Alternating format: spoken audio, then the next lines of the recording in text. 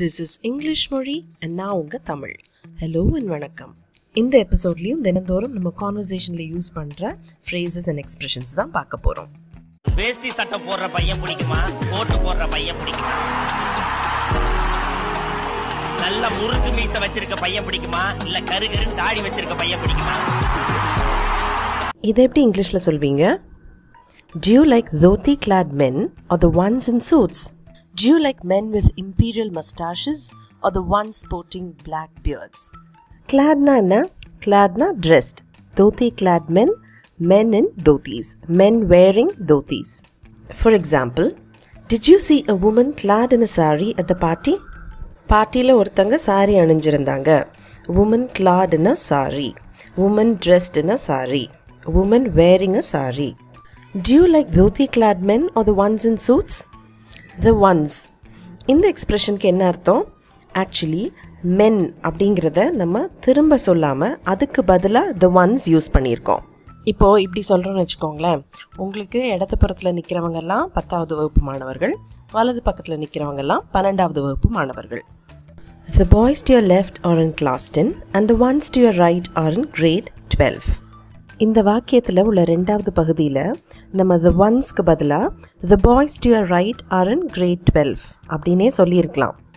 The boys அப்படின்னு நம்ம second பார்ட்லேயும் use பண்ணும்போது ஒரே சென்டென்ஸில் 2 முறை வருது, ரிப்பீட் ஆகுது. அதை தவிர்க்கிறதுக்கு நம்ம the ones யூஸ் பண்ணலாம். இப்படி யூஸ் பண்ணும்போது சென்டென்ஸ் இன்னுமே அழகாக இருக்கும். Do you like men with imperial mustaches or the ones sporting black beards? Imperial mustache நீங்கள் படத்தில் பார்க்குற மாதிரி முறுக்கு மீசை.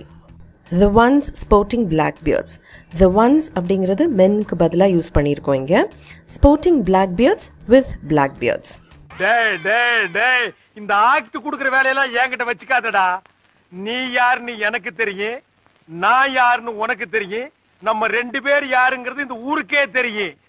இதை எப்படி இங்கிலீஷில் சொல்லலாம்? Whoa. Don't put on an act. I know what kind of a person you are and you know what kind of a person I am. And the entire world knows what kind of people we are. இந்த whoa இதை எப்போ நம்ம use பண்ணுவோம் அப்படின்னா, யாராவது ரொம்ப பதட்டமாக ஏதோ பேசிகிட்டே இருக்காங்க, அப்போது அவங்கள calm down, slow down, பொறுமையாக பேசு அப்படின்னு சொல்கிறதுக்காக இந்த இன்டர்ஜெக்ஷன் நம்ம யூஸ் பண்ணுவோம். whoa. Wow, amazing, super. இந்த அர்த்தத்துலையும் நம்ம யூஸ் பண்ணலாம். What a lovely picture. ரொம்ப சூப்பராக இருக்கே, அந்த அர்த்தத்துலையும் இந்த இன்டர்ஜெக்ஷன் யூஸ் பண்ணலாம். ஆக்சுவலி இந்த வசனம் பார்த்தீங்கன்னா, ஐ know who you R and you know who I am. எனக்கு நீ யாருன்னு தெரியும், உனக்கு நான் யாருன்னு தெரியும், அப்படி தான் வந்திருக்கு. ஆனால் நம்ம வாட் கைண்ட் ஆஃப் பர்சன் அப்படின்னு நம்ம இங்கே சொல்கிறோம், லிட்ரலாக ட்ரான்ஸ்லேட் பண்ணாமல். அதாவது நீ என்ன மாதிரி ஆளுன்னு எனக்கு தெரியும், அதுதான் வந்து கவுண்டமணி சார் சொல்கிறாரு. ஸோ அதனால் I know who you are அப்படின்னு சொல்லாமல் I know what kind of a person you are அப்படின்னு நம்ம சொல்லியிருக்கோம். இந்த உலகத்துக்கே தெரியும், இந்த ஊருக்கே தெரியும். அப்போ நம்ம இப்படி சொல்லிடலாம், the entire world or the entire town, the entire village. alright. Gayatri வந்து for ages அப்படின்னா என்ன அர்த்தம்னு கேட்டிருந்தீங்க.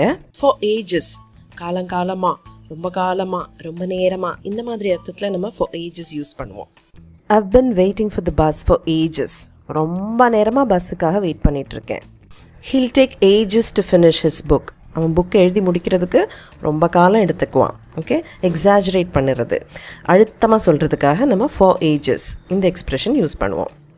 That's all for now. இன்னொரு வீடியோவில் சந்திக்கலாம். Bye, take care.